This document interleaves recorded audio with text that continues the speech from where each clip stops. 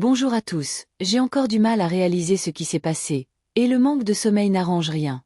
J'avais donc besoin de partager cette histoire et peut-être d'avoir un autre point de vue.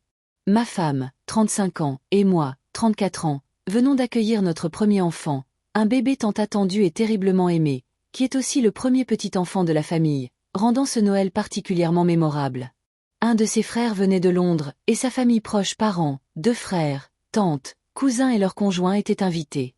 Cette année, le frère cadet a invité sa petite amie, Clara, avec qui il est en couple depuis 1 an. Clara n'est vaccinée que contre la Covid-19, suite au traumatisme familial lié au décès d'un nourrisson après une vaccination.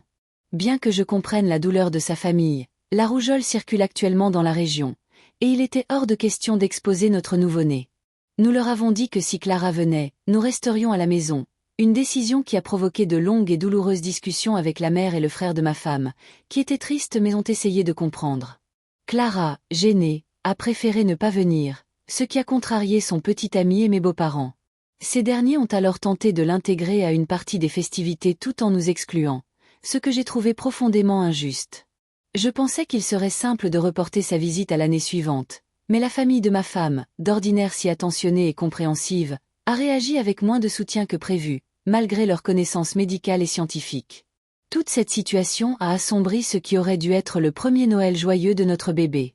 Nous avons trouvé un compromis, partager Noël pour que Clara puisse profiter de la majeure partie du 25, et que nous passions le 24 et la matinée du 25, allant même jusqu'à lui acheter un cadeau. Mais cette organisation a négligé le poids émotionnel que cela a représenté pour nous, et surtout pour ma femme, qui a vu toute l'attention se focaliser sur le confort de Clara. L'anxiété postpartum a exacerbé mon mal-être, et les premiers instants de Noël chez mes beaux-parents ont été un véritable calvaire. Alors que nous préparions le déjeuner dans la cuisine, ma femme et ses parents seulement, j'ai plaisanté sur le pain de la boulangerie que nous avions apporté, surnommé avec humour « la boulangerie du diable », en raison de son passé de contre-pouvoir. Mon beau-père m'a alors sèchement repris. Il ne fallait pas offenser Clara. Paniquée, les larmes coulaient à flots tandis que mon angoisse atteignait son paroxysme.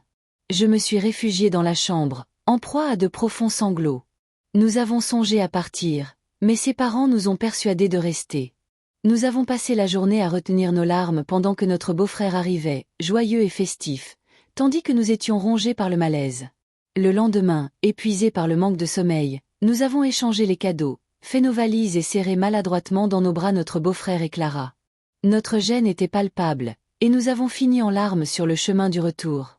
Ma belle-mère est venue nous rendre visite de nuit, nous aidant avec le bébé et les repas, mais le reste de la famille, Clara comprise, est restée dans la maison au bord de la mer pour le reste des vacances, ce qui soulignait le peu d'importance accordée à notre nouveau-né.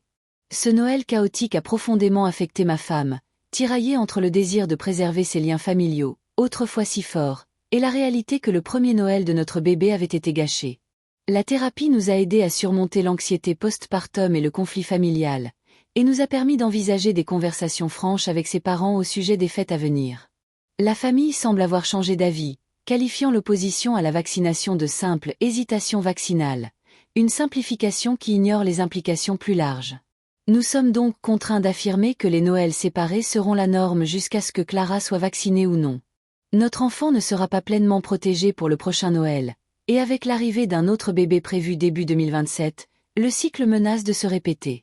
Nous envisageons désormais de privilégier un Noël en famille restreinte ou des vacances en voyage pour éviter de revivre ce traumatisme.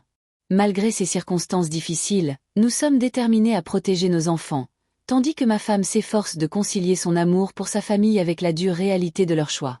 Cette expérience a révélé l'équilibre délicat entre l'empathie pour le passé de Clara et l'impératif absolu de préserver la santé de notre bébé, démontrant à quelle vitesse une joyeuse célébration peut se transformer en source d'anxiété, de conflit et de chagrin, et soulignant que même les familles les plus bien intentionnées peuvent faire des choix qui blessent profondément ceux qu'elles aiment le plus, laissant des cicatrices indélébiles et une conviction inébranlable que la sécurité de notre enfant et le bien-être de notre famille doivent primer, aussi difficile que soit la conversation ou aussi douloureux que soit Noël.